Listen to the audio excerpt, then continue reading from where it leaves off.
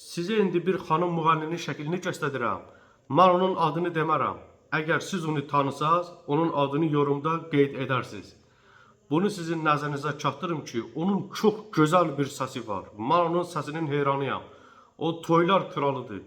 Hətta rəhmətlik Bağlan Əşrəfovla da onun qəşəng düetləri var idi. İndi isə başlayaq. Belə-belə işlər. Nəysə.